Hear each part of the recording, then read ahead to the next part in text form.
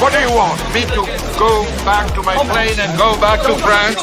J'ai été mis en cause par le pédophile Cohn-Bendit, et j'ai le droit de répondre. Vous préférez manger des pépitos que de voter sur le projet de loi de finances? J'espère que le gâteau était bon. Win, the yes, need the no to win, again the no. Je suis le bruit et la fureur. Moi, président de la République, je ferai en sorte que mon comportement soit à chaque instant exemplaire. C'est de la poudre de perlimpinpin. Jeanne, au secours! Au revoir.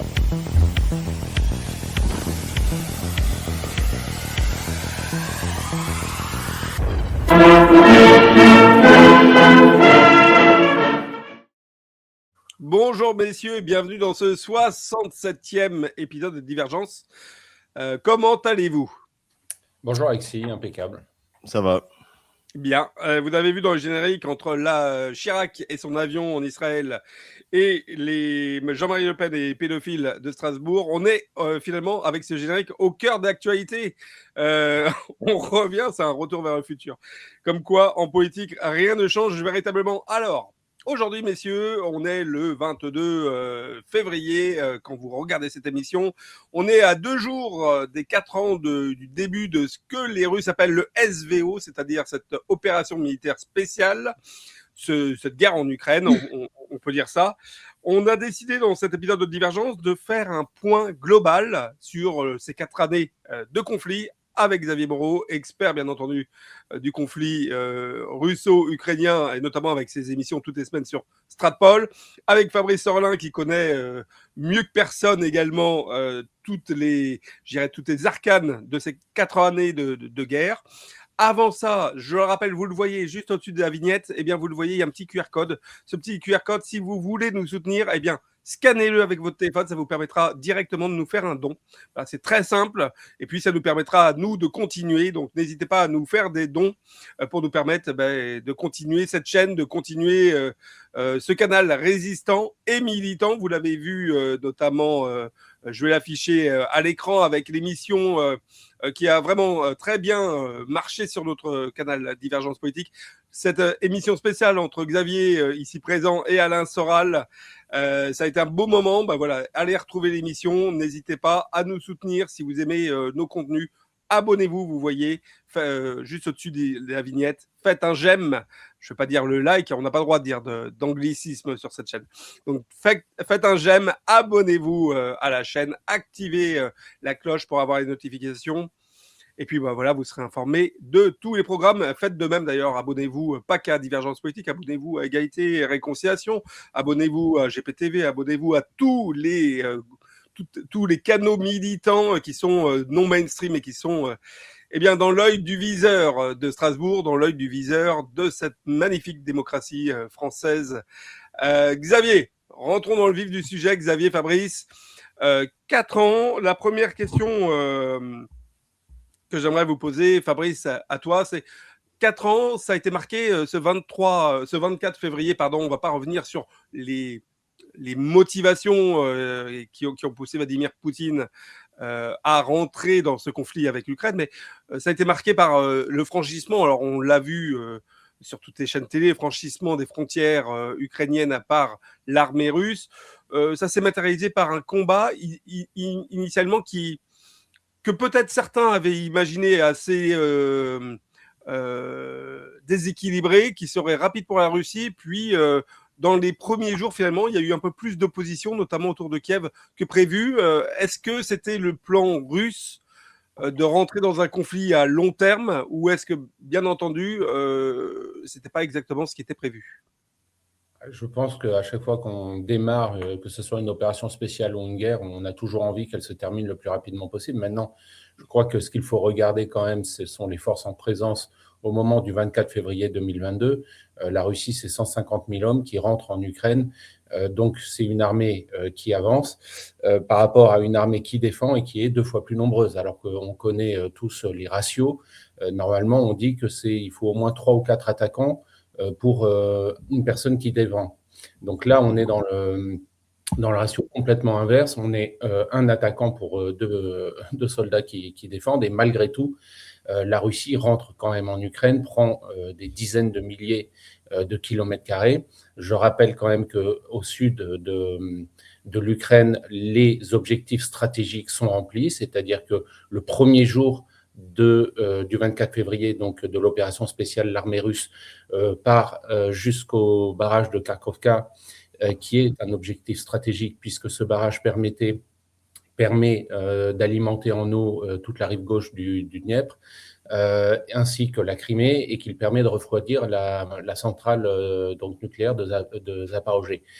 Quelques jours après, il s'empare de cette fameuse centrale qui était aussi un objectif stratégique. Et plus au nord, l'objectif était évidemment pour les Russes de s'approcher au plus près de la ville de Kiev, non pas pour la prendre, parce que tout observateur et analyste sérieux c'est pertinemment qu'on ne peut pas prendre une ville comme Kiev, même qu'on ne prend pas une ville comme Moscou, comme Paris aussi facilement. Ce sont quand même des énormes agglomérations qui sont bien défendues avec des immeubles de grande hauteur. En fait, c'est quasiment impossible à prendre, en tout cas pas en quelques jours. En revanche, le fait d'avoir une armée aux portes d'une ville comme Kiev oblige l'armée ukrainienne à ce moment-là à se maintenir sur Kiev. Et tant qu'elle est maintenue sur Kiev, l'armée russe peut avancer ailleurs sur la ligne de front. Donc en fait, tous les gamelins de plateau et tous les pseudo-spécialistes en Occident qui disaient oui, regardez, ils n'arrivent pas à prendre Kiev, mais en fait, il n'y a jamais eu la volonté de la part de l'armée russe de prendre Kiev. Je pense que effectivement, s'il y avait eu par un concours de circonstances chanceux, le fait qu'il y ait des personnes à l'intérieur de Kiev qui se rebellent, etc., ils en auraient profité, bien évidemment. Mais je crois que l'objectif, c'était avant tout de maintenir une masse ukrainienne importante du côté de Kiev pour pouvoir avancer ailleurs sur le front. Alors Xavier, la question est intéressante finalement, c'est pourquoi être partis si peu nombreux? Est-ce que Vladimir Poutine a dû faire, je dirais, contre un timing qui n'était pas forcément celui qu'il espérait, ou est-ce qu'il y avait un peu trop je dirais, d'orgueil côté russe? Voilà. Pourquoi ils sont partis à si peu de soldats? Je pense que les Russes ont voulu jouer sur l'effet de surprise, parce que précisément, personne se disait. Je pense que les analystes qui travaillaient avec les Kieviens, c'est-à-dire l'OTAN, observaient les concentrations de forces russes et se sont dit à ce moment-là que les Russes n'avaient pas encore la masse critique pour pouvoir rentrer, puisque selon les chiffres de l'OTAN, on avait en tout à peu près 160 000 hommes au début de l'opération militaire spéciale, hein, alors que l'armée ukrainienne telle qu'elle a été annoncée par notamment Défense Express, qui est le média ukrainien en matière de défense de référence, hein, c'est celui du ministère de l'Intérieur et du complexe militaro-industriel ukrainien, pour ce qu'il en reste, avait annoncé une armée de 420 000 hommes qui étaient prêts à attendre l'armée russe. Donc on avait une armée ukrainienne presque 3 fois plus nombreuse, mais qui est toujours pléthorique, c'est-à-dire que les unités sont de valeur totalement inégale. Et donc je pense que ce que voulaient faire les Russes, c'était frapper un grand coup, pour forcer, puisqu'on en est toujours là, à l'application des accords de Minsk. Alors des accords de Minsk un peu plus durs, puisque 3 jours avant le 24 février, les républiques populaires de Donetsk et de Lugansk ont été reconnues. Donc en fait, on était dans un scénario qui rappelait beaucoup la Géorgie en 2008, où la Russie a reconnu l'Ossétie du Sud, après que la tentative de nettoyage ethnique de Saakachvili a échoué, et l'Abkhazie. Donc on avait quelque chose comme ça qui était, je dirais, acceptable pour les Kieviens, même si c'était une humiliation, qui était acceptable et qui aurait dû s'arrêter là. Ça aurait dû s'arrêter en avril, hein, d'ailleurs. Donc on le sait maintenant, ça a été dit par Arakamia, qui était le chef de la délégation délégation kievienne, donc des négociateurs. Et d'ailleurs, Kiev voulait négocier, Zelensky voulait négocier, il était terrorisé, on le sait par le témoignage du Premier ministre israélien de l'époque, Naftali Bennett, puisque Zelensky l'a appelé en lui demandant de demander à Poutine de ne pas le tuer. Sauf que Poutine a dit qu'il n'avait pas l'intention de le tuer, et donc là, il a commencé à sortir de son trou et à faire des déclarations. Mais globalement, l'opération militaire spéciale, si jamais ça n'avait tenu qu'à Kiev, qu'à Zelensky, malheureusement, elle se serait arrêtée en avril. Et c'est la décision de l'OTAN et de à l'époque de Biden, du clan Biden, si tant est que lui ait décidé quelque chose, en tout cas du clan Newland, du clan Johnson. Eh bien, c'est la décision de continuer la guerre à tout prix et de immédiatement commencer à livrer des tonnes et des tonnes d'armement. Dès les premières livraisons, c'est avril, c'est notamment le matériel de l'OTAN, de type soviétique, hein, c'est les Polonais, c'est les Slovaques à l'époque. Donc voilà, c'est ça qui a changé la donne, mais en soi, l'opération militaire spéciale, dans sa phase initiale, contrairement à ce qu'on a raconté, a même trop bien fonctionné. Je pense que les Russes ne s'attendaient pas. Il faut bien se rendre compte que, et puis après je vais te laisser faire donner la parole, il faut bien se rendre compte qu'en 9 jours, les Russes sont partis de Crimée, ont fait 100 km, ont traversé le Dniepr, ont pris le pont d'Antonovka intact et ont pris la ville de Kherson en 9 jours. Donc, il faut bien se rendre compte, c'est tout simplement c'est une des progressions les plus rapides, et alors qu'encore une fois, on a une armée qui est 3 fois moins nombreuse. Donc c'est un vrai succès, et on peut dire qu'au bout, avec la prise de Mariupol, on y était avec Fabrice. Fin avril, début mai, donc en 2 mois et demi, 3 mois, la mer d'Azov est désormais une mer russe intérieure. Ben justement, alors tu me fais la transition parce que c'était ma question. Cette première année, Fabrice, est marquée par des événements clés dans cette guerre. Mais c'est tout ce qui a été fait autour de Boutcha. Alors aujourd'hui, je rappelle qu'il n'y a toujours pas de condamnation officielle avec des preuves étayées et remises il n'y a pas de liste de victimes. Il n'y a pas de liste de toujours victimes. pas. Donc, mais enfin, Boutcha a été médiatiquement un tournant aussi dans cette première année. Il y a Mariupol, vous en avez parlé. C'est quoi ces grandes phases, justement, Fabrice ? En fait, Mariupol, donc comme l'a dit Xavier, voilà, au bout de 2 mois et demi de combat, est libéré. C'est quand même la première grosse ville, à part évidemment Kherson, mais Kherson a été prise quasiment sans combat. Mais Mariupol a été prise par l'armée russe après une bataille qui a duré 2 mois et demi. C'est quand même une grande prise pour l'armée russe, puisqu'elle permet de boucler effectivement la mer d'Azov entièrement et prive en fait l'Ukraine de la mer d'Azov. Boutcha, c'est complètement différent. En fait, ce qui se passe, c'est que donc 1 mois après le début du SVO, en tout cas des négociations commencent à Istanbul, on s'en souvient, fin mars, et la Russie, pour montrer sa bonne volonté, pour montrer qu'elle est prête à signer quelque chose, demande à son armée de se retirer des faubourgs, des alentours de Kiev. Et c'est lors de ce départ-là, et parce que Zelensky est pressé par les Occidentaux, et notamment par Johnson, qui lui intime l'ordre de ne rien signer et de continuer la guerre à tout prix, qu'il crée ce faux massacre pour complètement faire capoter les négociations et que la guerre puisse continuer. Et ça a parfaitement fonctionné, parce qu'évidemment, on sait, c'est quelque chose, en fait, une technique qui est bien connue et que les Occidentaux maîtrisent à la perfection. On l'avait vu au moment de la guerre en Syrie avec les casques blancs qui prétendaient que l'armée de Bachar el-Assad avait gazé, etc. Pile au moment, à chaque fois où il y a des choses importantes qui se passent sur le plan des négociations ou d'éventuels accords de paix. Et dès qu'une partie, ou en tout cas des belligérants veulent continuer la guerre, qu'est-ce qu'ils font ? Ils créent des attentats ou des actes terroristes ou des génocides sous faux drapeau, de façon à pouvoir faire capoter tout ça. Donc ça, effectivement, on peut dire que c'est une sorte de tournant, parce que la guerre aurait pu se terminer au mois de mars. Les Russes avaient montré leur bonne volonté en retirant leurs hommes. Les Russes avaient montré leur bonne volonté lors des négociations, puisqu'ils avaient accepté. Donc, il faut quand même rappeler ça. Ils avaient accepté donc que l'Ukraine rejoigne l'Union européenne. Ils avaient dit par contre pas d'OTAN, pas de base militaire, pas de nucléaire, mais par contre vous pouvez rejoindre l'Union européenne. Sur le Donbass, eh bien, on va en discuter un petit peu plus tard, mais nous on n'est pas opposés à ce que le Donbass ait un statut privilégié au sein de l'Ukraine, tant que vous arrêtez les persécutions religieuses, les persécutions linguistiques. Enfin, en réalité, et ils avaient quand même demandé, effectivement, que l'armée ukrainienne ne dépasse pas une certaine limite en termes d'hommes, de matériel, etc. Mais sur le principe, les Russes avaient été très souples à ce moment-là.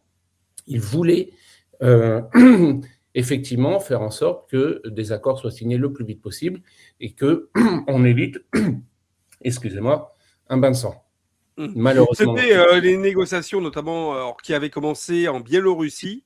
J'ai oublié le nom de la ville et qui se sont poursuivies à Istanbul. Minsk. C'était Minsk. Minsk. Non, il y avait un autre nom au-dessus de Tchernobyl. Bon, j'ai oublié, c'est pas très grave. Xavier, question technique. Pas technique, question tout court, pardon. Est-ce que finalement, cette première année où on a senti que le combat ou que cette guerre a été un peu plus longue que prévu, est-ce que ça n'a pas créé le personnage Zelensky tel qu'on le connaît aujourd'hui? Voilà. Est-ce que ça n'a pas créé un homme qui n'était finalement à l'époque que une personnalité politique citée dans les dans les c'est quoi les Pandora Papers, c'est ça? Voilà.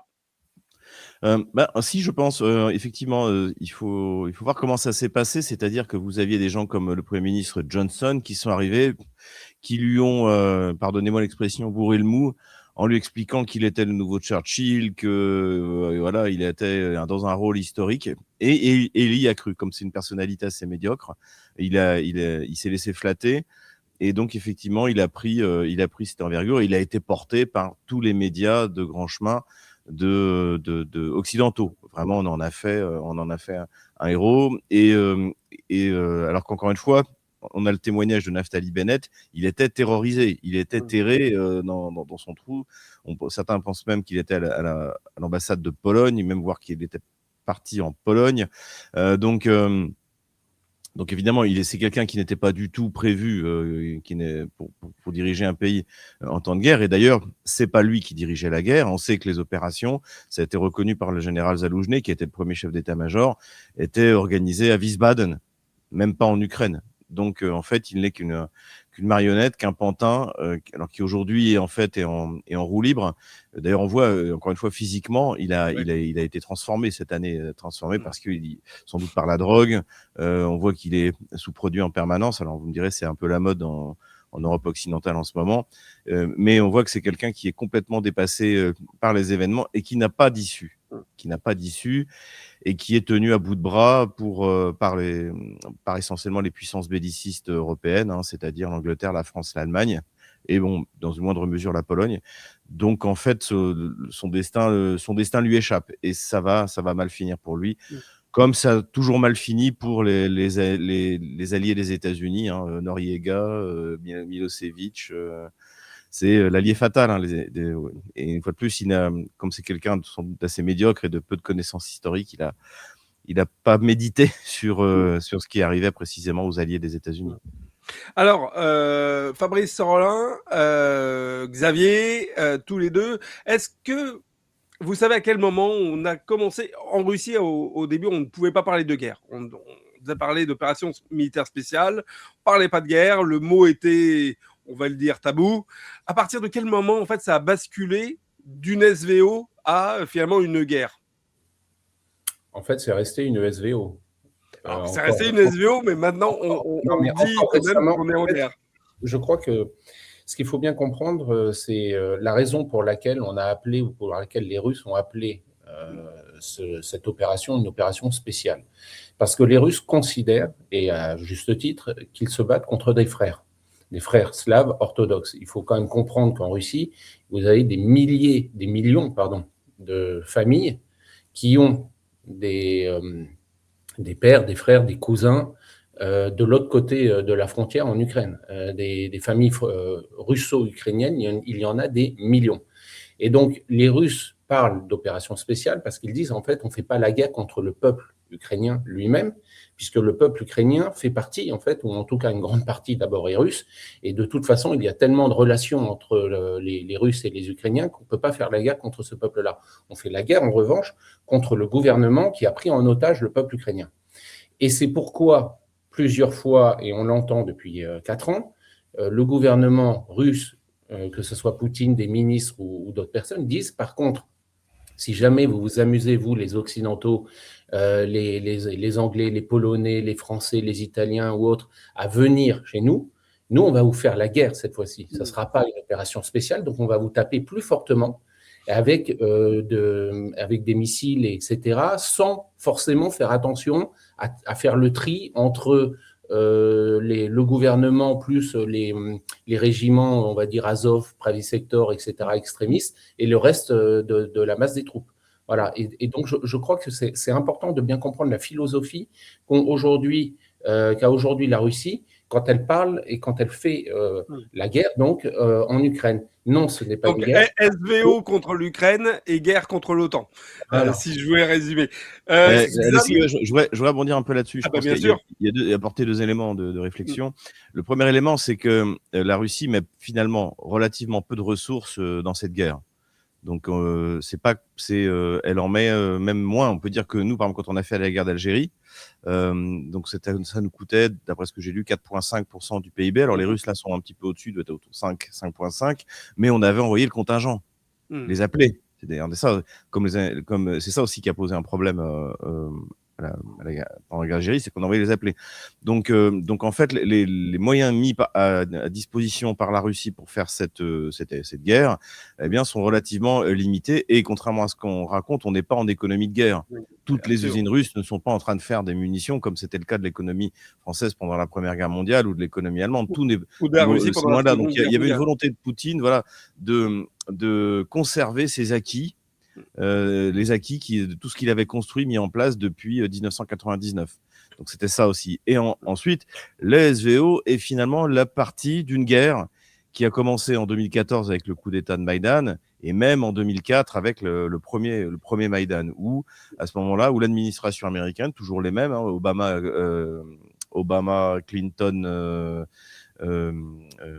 Obama-Biden a décidé de changer le régime en Ukraine par des coups d'État successifs. Le premier ayant lieu en 2004, le second lieu en 2014. Et donc finalement, le SVO est la fin de cette guerre qui a été déclarée depuis plus de 20 ans par les États-Unis à l'Europe finalement, hein, puisqu'on les a laissés mener une opération militaire sur notre continent, alors qu'ils n'en font pas partie. Eh bien, je suis d'accord avec toi. Alors, on va faire une petite pause avant de parler finalement de 2 années, 2023 et 2024, puisqu'elles elles se ressemblent énormément finalement. On va faire une petite pause pour vous rappeler que vous voyez, si vous voulez, Divergence Great Again, si vous voulez refaire de Divergence un canal pertinent et intéressant, si vous voulez nous donner les moyens, mais vous pouvez vous abonner. Vous le voyez, c'est au-dessus de la petite vignette. Abonnez-vous à cette chaîne, faites un j'aime à cette émission, partagez-la même avec vos amis autour de vous, activez la cloche pour avoir les notifications, et puis surtout, vous le voyez, le petit QR code, Mec Divergence Great Again, on le voit mal avec mon bug, pardon, je suis désolé, voilà, Mec Divergence Great Again. Activez avec votre téléphone la partie photo, scannez le QR code, et puis voilà, vous pourrez nous faire un petit don, nous soutenir. On vous en remercie d'avance pour votre soutien. On passe, Xavier, à cette année 2023 qui part avec une contre-offensive ukrainienne et une stabilisation du front. Alors, on va prendre les 2 étapes, Fabrice et Xavier. Xavier, à toi la contre-offensive, à Fabrice la stabilisation du front. Qu'est-ce qu'on peut dire de cette contre-offensive, Xavier? Est-ce que c'est une réussite finalement pour les Ukrainiens ou finalement pas tant que ça? Non, c'est un immense fiasco. Je pense même que c'est un tournant de la guerre. D'ailleurs, il y a qu'à voir Larry Fink de BlackRock, en fait, qui s'est rendu en Ukraine auparavant, qui a discuté avec Zelensky, qui a accepté que l'argent que devait l'Ukraine, eh bien, les intérêts soient gelés. Donc, il est plein d'enthousiasme jusqu'à l'échec de l'offensive d'été, où là, après, il demande à ce qu'on le rembourse. Donc, c'est-à-dire qu'à partir de ce moment-là, il est clair que les mathématiques et le calcul de potentiel montrent que dans la mesure où l'Ukraine a non seulement échoué dans son offensive, mais a lamentablement échoué. Et alors, les raisons de cet échec sont multiples. Il y a la sous-estimation de l'armée russe, comme d'habitude, hein, comme Hitler en 41. C'est-à-dire que ils étaient persuadés que les chars allemands, les chars américains, donc ce florilège de chars qui venaient de tous les coins de la planète, donc qui posaient de gros problèmes de maintenance, qui en plus sont trop lourds pour le terrain ukrainien, eh bien, allaient faire fuir, hein, si on se souvient des clips de propagande, que les Russes allaient fuir. Et donc, les Russes n'ont pas fui. En quelques jours, l'offensive n'a abouti à rien. Ce qui est intéressant, qu'on vient d'avoir une interview à la société de presse du général Zaloujny qui explique en plus c'est la faute de Zelensky, parce qu'en plus quand ça échoue, c'est jamais de la sienne, parce que en fait les forces ukrainiennes, une partie des forces ukrainiennes qui auraient dû être envoyées dans l'axe d'effort principal, donc dans la région de Zaporozhye, a été consommée sur Bakhmout, qui en plus finalement a été prise par les Russes. Donc en fait, je pense que on est avec cette offensive, c'est la plus grande sous-estimation de la Russie, la décision la plus grave qui a été prise. Et la raison, elle en est là. C'est des raisons qui sont culturelles. C'est notamment au sein de l'OTAN. C'est-à-dire que, je rappelle, et puis je vais laisser la parole à Fabrice, après la Seconde Guerre mondiale, les Américains étaient effrayés par l'armée rouge. Et il y avait de quoi. Et donc, ils se sont demandé, mais comment est-ce qu'on peut faire pour les battre? Et donc, ils se sont adressés à ceux qui s'étaient le plus et le mieux battus contre l'armée rouge, c'est-à-dire les généraux allemands. Manstein, Guderian, Rundstedt, je crois aussi, et dont certains ont pris des postes de conseillers de l'OTAN. C'est le cas de Halder, le chef qui a organisé l'invasion de la France, et également Manstein, qui était conseiller pour la Bundeswehr. Et donc ces gens-là ont vendu une histoire romancée des combats en disant, en fait, les Russes ont gagné parce qu'ils étaient plus nombreux, ils faisaient des assauts sans considération pour la vie humaine, et Hitler était fou, et il nous a pas écoutés, et sinon on aurait dû gagner la guerre. Et donc aujourd'hui, il faut bien se rendre compte, et ça on le voit quand on écoute les gamins de plateau, des gens comme le général Yakovlev, comme le colonel Goya, tout le monde est imprégné de ce mythe qui est faux. Donc l'armée rouge a gagné pour des tas de raisons, et je rappelle qu'elle était en infériorité numérique en 1941, donc il a fallu qu'elle mobilise, qu'elle acquiert de l'expérience. C'est pour ça que 41, les pertes ont été énormes, mais elle a aussi gagné parce que sa capacité industrielle était bien supérieure à celle de l'Allemagne, parce que tout était standardisé, et parce que les Russes avaient inventé l'art opératif dans les années 20. Voilà, l'armée russe était du point de vue opératif supérieure. Donc c'est pour ces raisons-là. Et ça, en fait, donc ce mépris vis-à-vis des Russes, qui aujourd'hui est en train de coûter la victoire à l'OTAN, eh bien, explique les croyances absurdes qu'on voyait filtrer sur les plateaux de télé. C'est une armée d'alcooliques, et on entend encore de temps en temps quelqu'un comme le général Trinquant, il n'y a pas très longtemps, qui nous expliquait que les Russes attachaient ceux qui ne voulaient pas se battre autour des arbres pour faire des cibles pour les drones, enfin, n'importe quoi, vraiment. Mais ça, en fait, c'est l'héritage. Et je vais finir là-dessus. Je me souviens, comme j'étais travaillé dans la sécurité, j'avais recruté un ancien du GRU, du renseignement militaire russe, et qui me disait, je parlais de son expérience, c'était très intéressant pour moi. Il me disait, nous, ce qu'on nous expliquait, c'est qu'il faut considérer que ton ennemi est l'homme le plus intelligent du monde. Alors, avec le général Yakovlev, par exemple, c'est compliqué, mais il faut se forcer. Mais il faut se forcer, et c'est ce qu'auraient dû faire les otaniens. Et c'est pour ça qu'ils vont perdre la guerre, parce qu'ils ont sous-estimé l'adversaire russe. Fabrice, alors avant de parler de la stabilisation, quand même, Xavier a oublié de dire que les Russes ont perdu Kherson, ce qui est un peu dommage. Moi, à mon sens, c'est fortement dommage. La belle ville de Kherson qui est revenue quand même dans l'escarcelle ukrainienne avec ses contre-attaques. Bon, je ne sais pas si tu veux en dire un mot, sinon on va parler sur la stabilisation du front comme tu veux. Alors, Kherson, en fait, on ne parle pas de la même contre-offensive. Il y a une première contre-offensive, celle qui a lieu en septembre 2022. Et exact. Ensuite, il y a la contre-offensive, effectivement, de l'été 2023, qui, elle, est la véritable grosse offensive. Donc, celle de septembre 2022 permet effectivement à la fois à l'armée ukrainienne de reprendre Kherson et de reprendre plus au nord des villes comme Izium qui sont des nœuds logistiques importants, etc. Ça, c'est vrai que sur cette première contre-offensive, l'armée ukrainienne reprend, je crois, 12 000 km² et quelques dizaines de localités. Ensuite, le front, effectivement, se stabilise. Et là, l'armée ukrainienne relance une contre-offensive, mais d'envergure, comme vient de le dire Xavier, pour l'été 2023. Sauf que cette contre-offensive échoue pour les raisons qu'a évoquées Xavier, et parce que, et je crois qu'il faut apporter cette petite précision, en octobre 2022, le général Surovikin nous parle de la nouvelle doctrine militaire russe et déclare c'est terminé, on ne donne plus d'assaut, l'armée russe ne donne plus d'assaut. Aujourd'hui, on va s'occuper, à partir de maintenant, de détruire le potentiel de l'armée otano-ukrainienne. Voilà. Et donc, il crée une ligne de défense sur des dizaines de kilomètres de profondeur. Et lorsque l'offensive se passe, eh bien, les fameux chars français, anglais, allemands, etc., ou américains qui devaient normalement tout défoncer sur leur passage, se heurtent à une ligne de défense extrêmement bien organisée sur la ligne de front.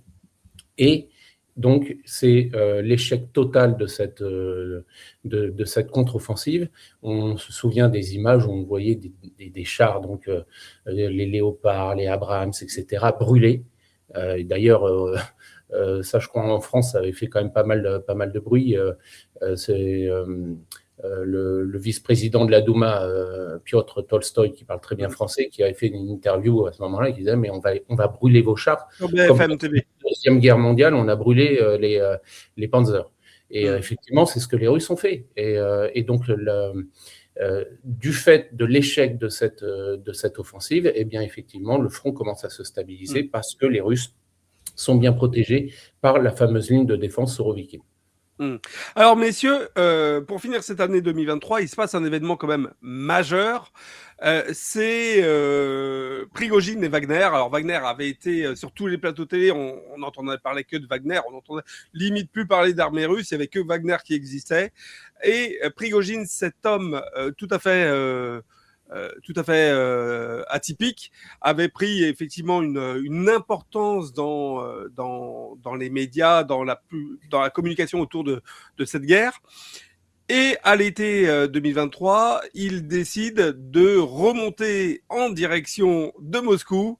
On était tous à Moscou, on se souvient tous les trois, de cette fameuse journée, de remonter avec une petite partie en tout cas, de militaires et de véhicules militaires. Qu'est-ce qui se passe dans cette journée complètement folle qu'on a vécue tous les trois de Moscou? Comment vous l'analysez, Xavier, finalement 2 ans, 3 ans après? Un carteron de généraux. Non, ça a duré beaucoup moins longtemps que le putsch d'Alger, qui a duré 4 jours, je crois. Ça a duré 12 heures, en gros. Effectivement, Surovikin n'était pas... Prigojine n'était pas content parce que, en fait, après la bataille de Bakhmout, l'armée russe a commencé à vouloir intégrer toutes les unités et en son sein. Ce qui est tout à fait normal pour en prendre le contrôle, puisqu'il y avait différentes unités. Il y avait les unités de volontaires de la DNR, il y avait donc la République populaire de Donetsk, de la République populaire de Lugansk, d'autres encore unités de volontaires. Et puis il y avait Prigojine. Et donc Prigojine, qui est un homme, je dirais, un peu un homme des années 90, donc qui a l'habitude, donc qui voit la vie politique un peu comme un jeu, et le fait qu'il y a des imminences grises autour du président. Et donc Prigojine a surestimé sans doute sa position et s'est lancé dans cette aventure qui a tout de même coûté cher, puisque il y a des aéronefs russes donc qui suivaient la colonne de blindés qui remontaient vers Moscou, qui ont été détruits. Et là aussi ça, avec des morts. Voilà. Ouais. Et je pense que pour finir là-dessus, je pense que surtout ça a été un tournant pour les Occidentaux, qui ont compris qu'à ce moment-là, Poutine ne serait pas renversé. Parce que si Surovikin avait échoué, eh bien, Poutine ne serait pas renversé. Et ça, c'est ce que j'ai écrit dans mon bouquin « Ukraine, pourquoi la Russie a gagné ». C'est-à-dire que lorsqu'ils mettent des sanctions, par exemple, aux milliardaires russes, en croyant que ce sont des oligarques, c'est-à-dire qu'ils ont du pouvoir. Non, ce ne sont pas des oligarques, ce sont des milliardaires. Le but, évidemment, c'était de pousser à l'assassinat, au renversement de Vladimir Poutine, parce que là aussi, il connaissait mal la Russie. Et finalement, on a eu tous ces malheureux milliardaires qui ont été mis sous sanction et qui n'avaient aucun moyen, aucun levier sur Vladimir Poutine. Et je pense que le tournant de cette opération donc de Prigojine, ce que ça a montré, c'est que le pouvoir russe politique était particulièrement stable et qu'il ne fallait pas compter sur une révolution interne pour faire basculer les choses. Fabrice, finalement, Prigojine, c'était le Rasputin de 2023 ou c'est quelqu'un qui aurait pu renverser le pouvoir, finalement? Non, il n'aurait pas pu renverser le pouvoir. Ce qui est drôle, quand même, pour rebondir sur ce que vient de dire Xavier, c'est que Prigojine, au moment de la bataille de Bakhmout, c'était l'ennemi public numéro 1 en Occident. Parce que la bataille de Bakhmout, c'est un petit peu Verdun, c'est inversé. Mais c'est 50 000 morts côté ukrainien, un tiers des troupes ukrainiennes qui sont passées, qui ont fait une rotation dans la ville de Bakhmout, puisque Zelensky s'était accroché absolument sur cette ville en ne voulant pas la libérer, enfin l'évacuer. Et donc, ça a été une victoire énorme. Et Prigojine, qui n'est pas un soldat, qui n'est pas un militaire à la base, je pense a pris la grosse tête. Parce que c'est effectivement Wagner qui a libéré cette ville. Donc, c'est ce qui a été dit après en Russie. On dit, voilà, la deuxième armée russe est morte à Bakhmout et le milieu carcéral est mort à Bakhmout. La deuxième armée ukrainienne, pardon, a été détruite à Bakhmout et la population carcérale russe est morte à Bakhmout parce que, effectivement, on se souvient qu'au début du SVO, les Russes avaient proposé à tous les prisonniers qui le voulaient, sur la base du volontariat, de s'engager à la place de faire leurs années en prison. Eh bien, en échange d'une rédemption. Bref, tout ça pour revenir sur ce que je disais. Donc, Prigojine était l'ennemi public numéro 1 au moment de la bataille de Bakhmout et au moment où il remonte, où ces colonnes commencent à remonter sur Moscou, on voyait sur les plateaux télé en France, alors ça c'était quand même à crever de rire, que en fait c'était un grand héros, qu'il fallait compter sur lui, on savait qu'en réalité il était du bon côté de l'histoire, etc. Mais de toute façon, il n'y avait absolument aucune chance que ça réussisse. Je me souviens que le fameux samedi où tout ça s'est passé, j'ai pris ma voiture, j'habite un petit peu en banlieue de Moscou, pour aller voir ce qui se passait en centre-ville. J'étais quand même assez curieux de voir ce qui se passait. Je suis passé donc vraiment dans le centre de Moscou, près du Kremlin, près des organes, on va dire, de décision. Il n'y avait rien.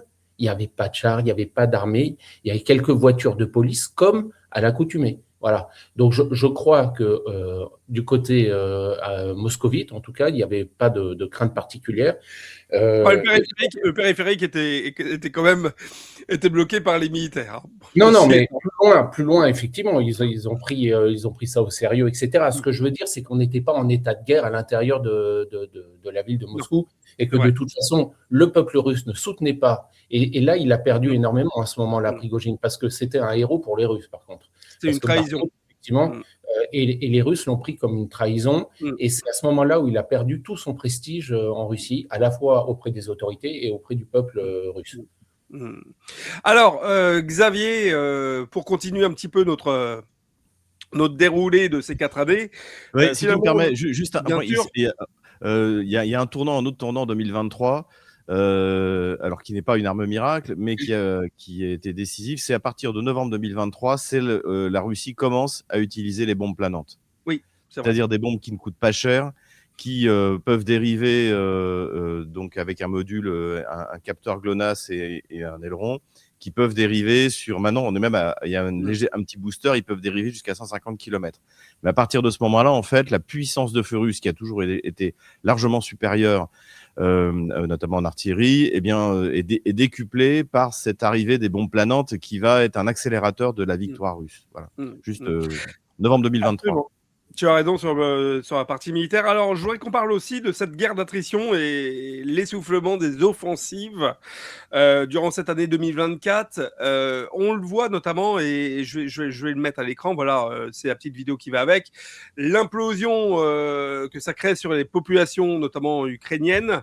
On le voit aussi dans un message qui est paru aujourd'hui, ce matin même, on est, je vous le rappelle, vendredi matin au moment où on enregistre cette émission, qui est un message du ministère de l'armée russe qui parle de 1 500 000 morts ou en tout cas mis hors de service du côté ukrainien.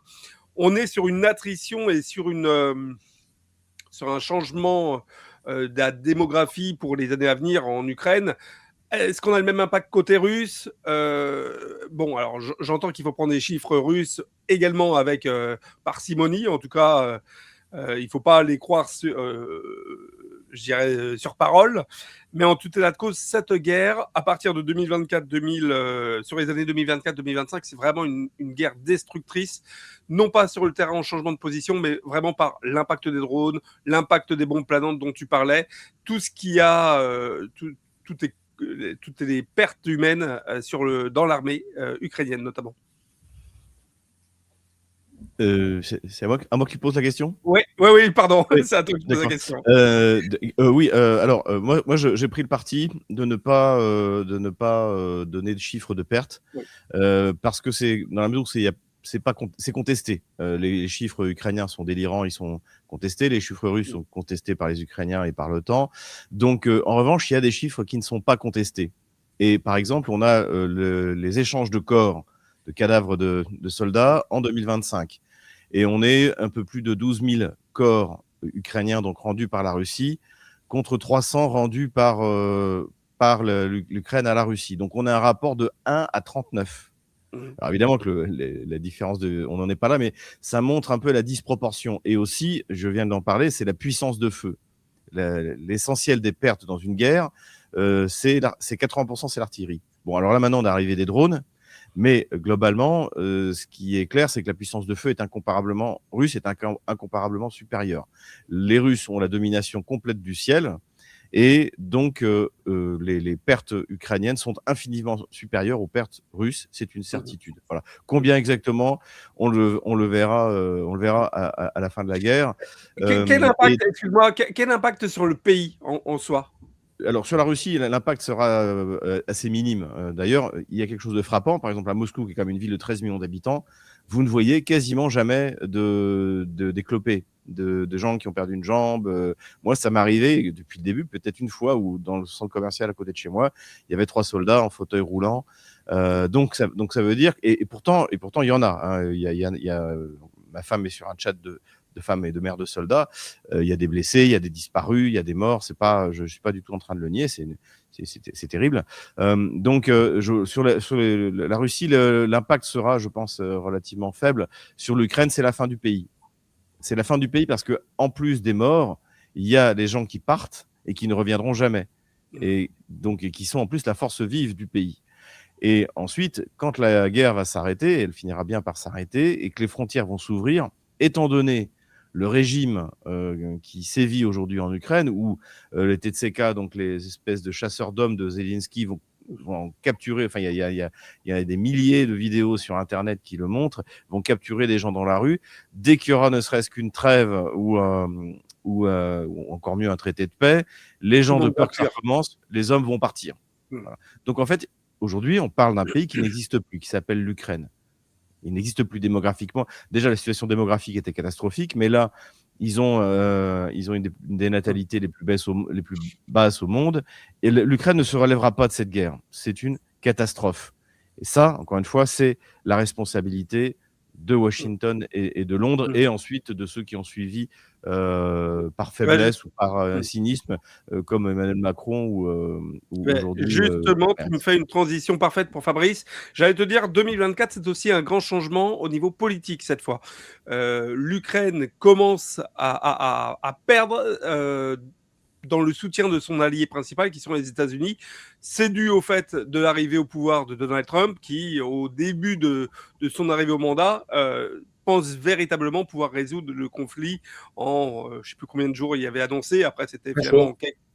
ça devait être en 48 heures, tu as raison. Après, c'est devenu en quelques semaines. Après, c'est devenu en quelques mois. Bon, on voit qu'on y est toujours.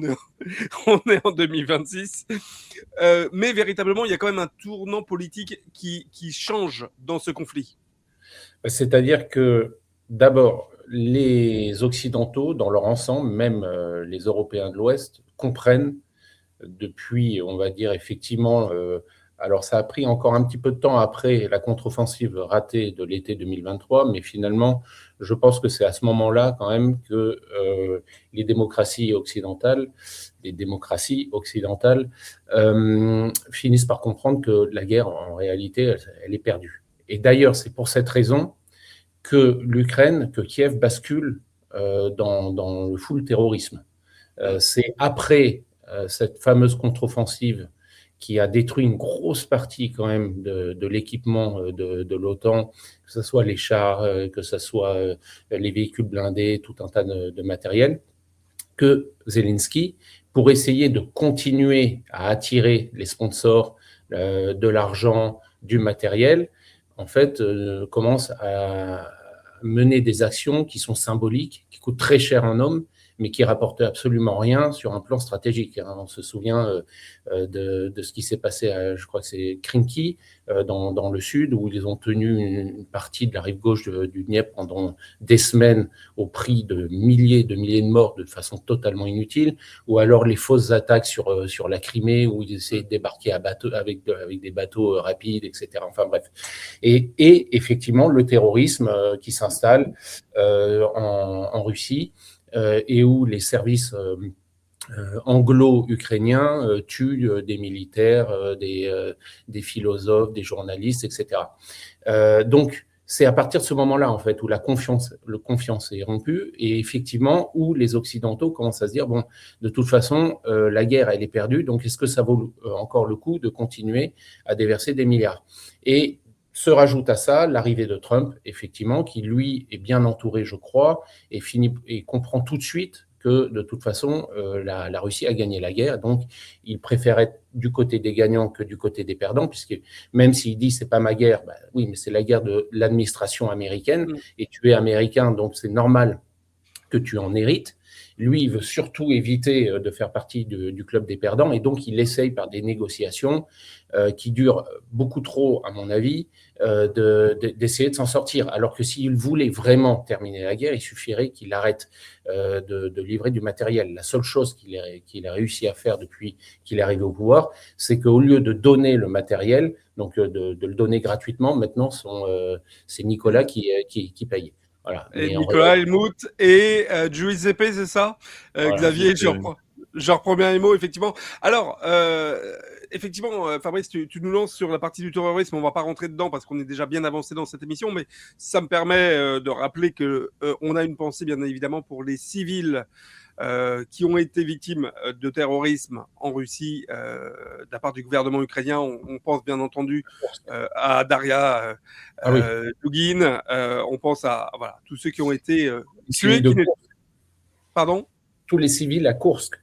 Et effectivement, bon voilà. Comme dirait Xavier sur Satpol, le bandérisme est un terrorisme, et il faut toujours le rappeler. Alors justement, en parlant de rappeler quelque chose, Xavier, est-ce que tu as avec toi tes 2 livres? Parce que voilà, pour toute personne qui voudrait aujourd'hui avoir les raisons du pourquoi on en est arrivé là, et puis les raisons de pourquoi la Russie in fine gagnera cette guerre, ben voilà, les 2 meilleurs ouvrages. Attends, on va te mettre en très grand écran. Voilà. Celui-là, c'est 2015, ça analyse Maïdan, et ça anticipe. Et d'ailleurs, comme je suis en train de préparer mon dossier pour me défendre devant les tribunaux, je suis en train de relire tout ce que j'ai dit, tout ce que j'ai écrit, et j'étais très visionnaire sur le premier 2015. Pourquoi la France s'est trompée? Pourquoi la France s'est trompée, et donc la suite, donc, qui est sortie en janvier 2024, Ukraine, pourquoi la Russie a gagné, préfacé par le général de la Ward. Et donc ça, celui-ci était préfacé par Thierry Mariani. Et donc ça, en fait, c'est du calcul de potentiel, en fait. C'est-à-dire que j'ai tout simplement fait l'inventaire des ressources de l'OTAN en matière technologique, industrielle et humaine, et j'en ai déduit que les Russes ne pouvaient que gagner. En gros, c'est ce qu'on est en train d'observer aujourd'hui. Et puis au passage, d'ailleurs, le livre noir de la gauche française, tant qu'on y est. Voilà. Pour comprendre aussi pourquoi on a la guerre. Pour comprendre pourquoi Quentin s'est fait massacrer par ces sauvages, le jeune Quentin, voilà, et que je pense qu'ils s'en sortiront, les sauvages. Malheureusement, contrairement à ce que ils s'en sortent toujours. Le seul mec de gauche qui a payé un jour, c'est Laval. Et encore, c'est parce qu'il est exécuté par la gauche, parce qu'il fallait un bouc émissaire. Tous les autres, les corrompus, les pédos, ils s'en sortent toujours. On rappelle Epstein, il y a enfin une personne arrêtée. Enfin, elle vient d'être libérée. D'ailleurs, on a appris qu'elle avait été arrêtée. C'était l'ex-prince Andrew qui a été arrêté pendant 12 heures. Il a été libéré. Donc, une personne arrêtée depuis... C'était quoi la première arrestation 2018, je crois, d'Epstein. On est en 2026. Vous le voyez, visiblement, il n'y aura pas beaucoup de... Olivier Duhamel, qui a fait subir des monstruosités au fils Kouchner, s'en est sorti parce qu'il y avait prescription. Ils s'en sortent toujours. Tant qu'on n'aura pas renversé, changé de régime, tant qu'on n'aura pas changé de régime, les pédocriminels... Les magistrats sont mouillés jusqu'au cou et sont de gauche aussi. Donc de toute façon, Donc, Voilà. voilà. C'est Et ça, je dis, il y aura la pas bande beaucoup de de monde sur les Raphaël Arnaud, bancs, la bande de sur le Raphaël banc Arnaud des accusés. travaille avec le ministère de l'Intérieur, on le sait parfaitement, c'est tous des indicateurs de police. Et il y en a un, son papa est juge, l'autre, c'est tous des bourgeois qui sont dans les plus hautes sphères de la société. Donc voilà. Allez, messieurs, on va revenir quand même à nos 4 ans de SVO, effectivement. 4 ans de SVO, le dernier mot qu'on pourrait dire là-dessus, Fabrice, Xavier, c'est la situation actuelle. C'est-à-dire que on a effectivement encore hier, je crois, ou avant-hier, Rubio qui a pris la parole pour dire qu'il y avait quand même beaucoup d'avancées. La vérité, c'est qu'on ne voit pas trop ce qui avance en termes de négociations. Il y a des rendez-vous, des rencontres qui se passent. Moi, c'est ce que j'appelle les rencontres Miles. Donc, on fait du Miles, on prend des points de chambre d'hôtel, voire de vol d'avion. Ça permet d'avoir des meilleurs statuts sur ces cartes de fidélité. Mais je ne vois pas à quoi ça sert ou ce qui avance de plus depuis le temps qu'on parle. Est-ce que vous avez une meilleure, en tout cas beaucoup plus d'optimisme que moi, sur les négociations, ou est-ce que finalement, comme l'a dit Sylvain Ferrara, le juge de paix de cette guerre, eh bien, ce sera sur le terrain et ce sera l'armée russe qui ira chercher la paix par la victoire? Oui, je commençais si Fabrice m'y autorise. Je pense qu'effectivement, quoi qu'il arrive, c'est l'armée russe qui décidera de la victoire. Alors moi, je pense que ces rencontres sont utiles. Je pense que la rencontre la plus importante, ça a été celle de l'été dernier, c'est-à-dire à Anchorage, puisque quand vous écoutez les déclarations des Russes, en fait, les Russes et les Américains sont arrivés à un accord. Et aujourd'hui, Peskov cite l'accord d'Anchorage, et ce qui sous-entend que maintenant, ce que doit faire, la balle est dans le camp de Donald Trump, des États-Unis. Ils doivent faire pression sur l'Ukraine pour que Zelensky, en gros, accepte ce qui a été décidé à Anchorage. Donc, ce qui prouve bien, encore une fois, que c'était bien une guerre des États-Unis contre la Russie, que les États-Unis ont perdu, et donc Moscou et Washington sont arrivés à un accord sur les modalités de la fin de cette guerre qui a lieu en Ukraine. Et aujourd'hui, en fait, c'est aux Américains de mettre la pression sur Zelensky et à Zelensky d'accepter. Le problème, ce qui empêche ça, c'est évidemment le rôle des Européens, donc des puissances bellicistes, en premier rang desquels l'Angleterre. Visiblement, l'Allemagne est en train de reculer, la France aussi est en train de reculer, d'où l'envoi d'Emmanuel Beaune discrètement négocié avec les Russes. Donc, je crois que c'est ce qui est en train de se passer. Et après, maintenant, la question, c'est quel est le niveau de pression, quel niveau de pression doit être mis sur Zelensky pour qu'il accepte. Et je pense que on assiste à une triple pression contre Zelensky et le régime de Kiev, c'est-à-dire d'un côté Trump qui met la pression du point de vue parce qu'il sait où est l'argent. Il sait où est l'argent que Zelensky et son clan ont volé. Il a les moyens technologiques aussi de bloquer, par exemple, les transmissions de l'armée ukrainienne avec Starlink, de bloquer le renseignement militaire. Et du côté du côté russe, eh bien, effectivement, c'est les bombardements dans la profondeur, la destruction du système logistique et énergétique, et la progression de l'armée russe sur le terrain. Et le fait que, je pense que ce qui a été négocié, mais on ne peut faire que des hypothèses, c'est qu'il y aurait une trêve dès que l'armée ukrainienne se sera retirée du Donbass, de ce qui reste du Donbass, à peu près 20%. Mais je pense que ce qu'attendent notamment et Trump et Zelensky, c'est que l'armée russe soit tellement avancée que lorsque Zelensky va donner l'ordre de retrait du Donbass, en fait, ça aura aussi pour fonction de sauver ce qui reste de son armée. Donc voilà, je pense qu'on en est là. Et donc, effectivement, même si je mets quelques nuances, c'est l'armée russe qui est le juge de paix, qui est l'arbitre de cette guerre qui, de toute manière, a été gagnée par les Russes. Maintenant, c'est une évidence. Même pour les gamelins de plateau. On t'entend pas, Alexis. Pardon, je disais, c'était. Bah oui, je sais pas pourquoi mon micro était coupé. Je disais, Xavier, c'était ton livre, effectivement, qu'avant, la guerre était gagnée depuis le début. Fabrice, le mot de la fin pour toi. Deux questions. Est-ce que l'on. Alors, premièrement, je rappelle que Trump a annoncé hier qu'il ne souhaitait pas que Zelensky soit invité cet été à la rencontre qui aura lieu de l'OTAN, je crois. Donc, il souhaite vraiment faire pression sur Zelensky pour qu'il y ait plus de docilité dans les accords du côté ukrainien. Fabrice, est-ce qu'on est parti, ceci dit, pour encore 4 ans? C'est quoi tes perspectives, toi? Est-ce que tu penses que on en est, comme Xavier avait parlé dans une autre émission de Divergence, que ce serait 2026, et puis qu'on arriverait au bout en 2026? Ou est-ce que toi, tu vois des choses un peu plus longues encore? Je ne ferai pas de pronostic sur les dates. Tout peut évoluer trop rapidement. Franchement, c'est la roulette russe en réalité. C'est qu'à de dire. Voilà, de donner une date. En revanche, je crois que, in fine, tout dépendra de la rapidité avec laquelle l'armée russe finira par libérer le Donbass. Tout va se décider avec ça, parce que je vois bien que Trump et son administration, ils ont tous les outils nécessaires dans leurs mains pour mettre la pression sur Zelensky. Ils savent que c'est un corrompu de première, comme l'a dit Xavier, l'a rappelé Xavier. Ils savent où sont partis les dizaines de milliards d'euros qui ont été volés. Ils ont les moyens avec Starlink de rendre l'armée ukrainienne et une partie de l'armée russe complètement aveugle.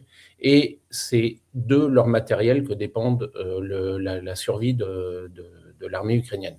Donc, au moins, avec ces trois outils, déjà, ils pourraient forcer, s'ils le voulaient aujourd'hui, ils pourraient forcer Zelensky à signer un accord. Or, il ne le fait pas, c'est qu'il y a une raison. Et je pense de plus en plus qu'en réalité, il y a une volonté de la part de l'administration Trump de continuer, de laisser en fait cette guerre telle qu'elle est, parce que je pense que ça les arrange de voir que de toute façon, quand un pays mène une guerre, forcément, ça l'affaiblit d'une certaine façon. Et donc, je crois qu'ils se satisfont de cette situation.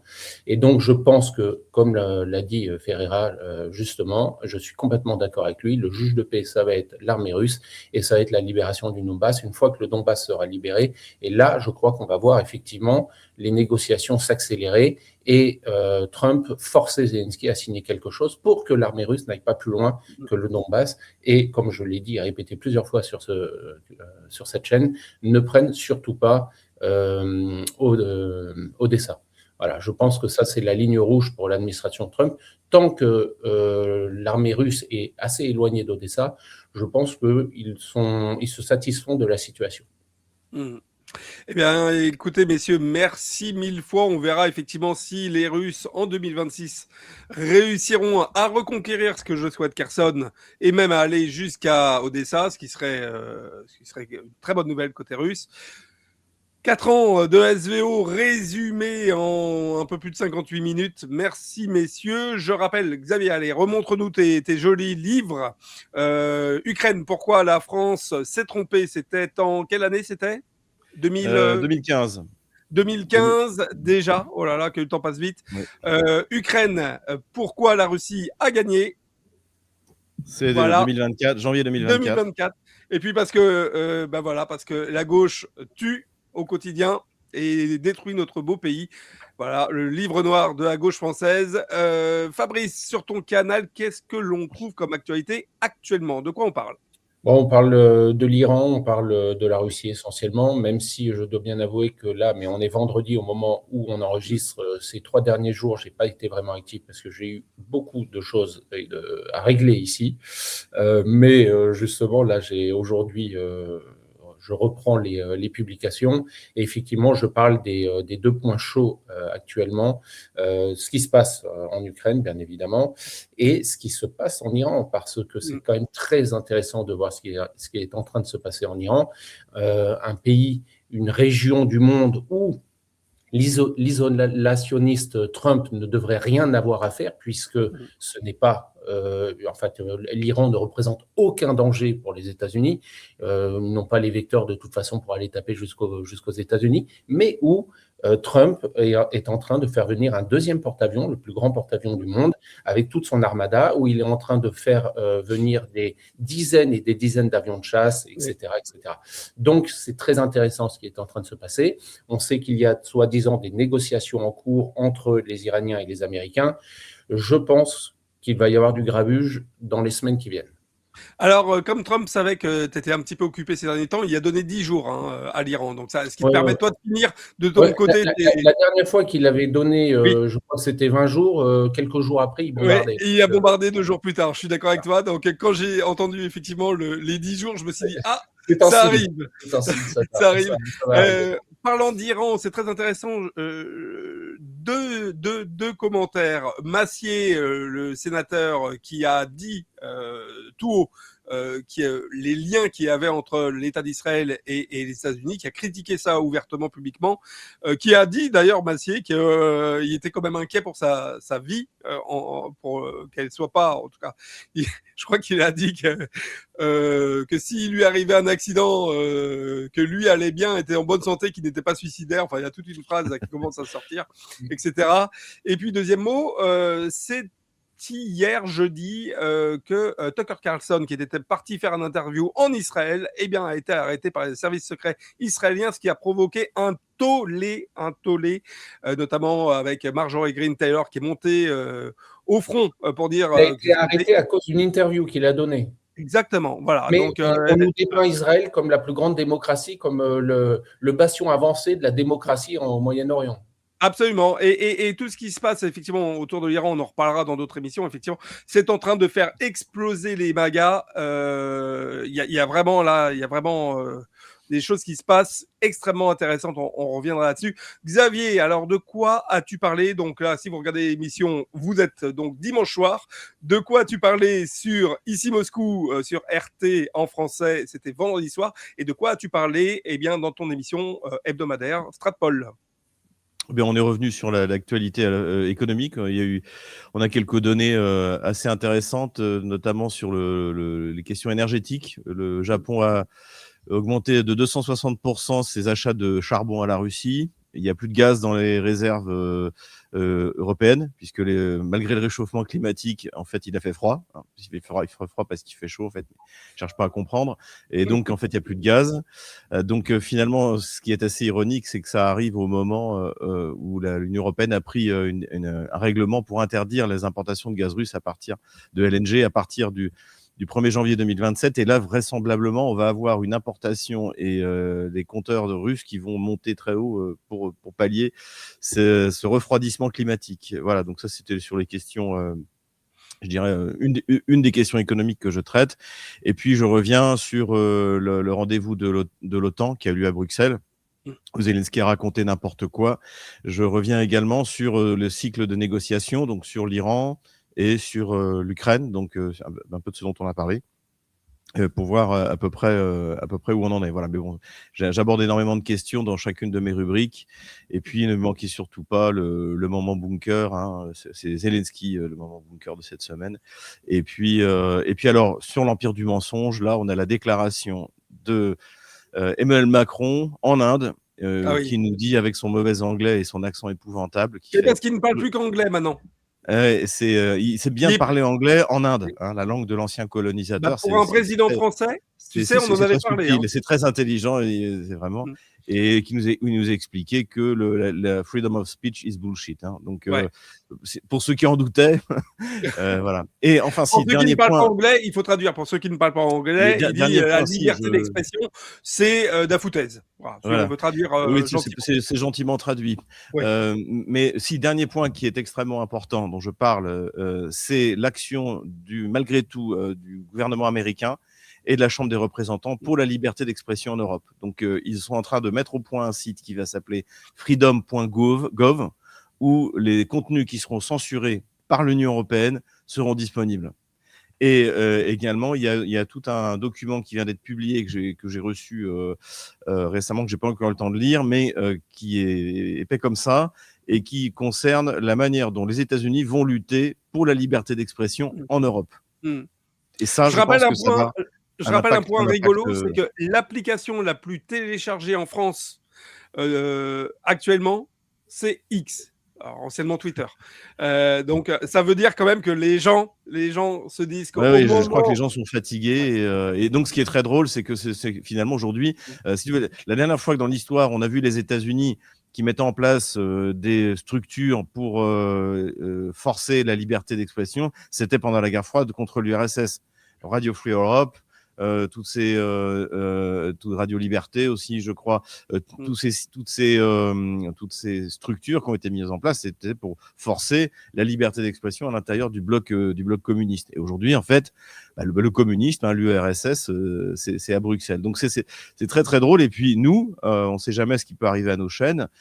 C'est quand même, si tout d'un coup il y a un système qui est mis en place qui nous permet dépasser la censure, alors là, c'est que du bonheur. Eh oui, c'est que du bonheur. Alors, je vous le rappelle une dernière fois, parce que tu as raison, Xavier, on n'est pas à l'abri de se faire du jour au lendemain fermer nos chaînes. En attendant, abonnez-vous à Divergence Politique. Faites un j'aime, s'il vous plaît, à cette vidéo. Partagez-la avec vos amis. Activez la cloche pour avoir les notifications des différentes émissions. Faites-le sur tous les canaux, hein. Il n'y a pas que Divergence. Encore une fois, je le redis, regardez sur le site Égalité et Réconciliation ce qu'ils font. Il y a beaucoup de contenu. Et abonnez-vous à la chaîne YouTube de GPTV, de TVL, de Toxin, d'Alexis Poulain, donc Le Monde Moderne. Il y a plein de contenus et véritablement de très grande qualité. De Sylvain Ferreira, on en a parlé tout à l'heure. Caroline Galacteros, bref, de tous ceux que j'oublie. Faites-le parce que du jour au lendemain, on peut être fermé l'un ou l'autre à la guise de cette belle démocratie européenne qui n'a même pas besoin de se justifier. Xavier Moreau en est l'exemple. Voilà. Et puis si vous voulez nous soutenir, encore une fois, vous le voyez au-dessus de cette petite vignette du SVO 4 ans, il y a le QR code. Avec votre téléphone, vous activez le mode photo, vous allez immédiatement accéder à un lien qui vous permettra de faire un don, de soutenir Divergence Politique, de soutenir l'action de chacun, Xavier, Fabrice, moi-même. Voilà, on vous dit à bientôt sur Divergence pour un 68e épisode. Au revoir. Au revoir.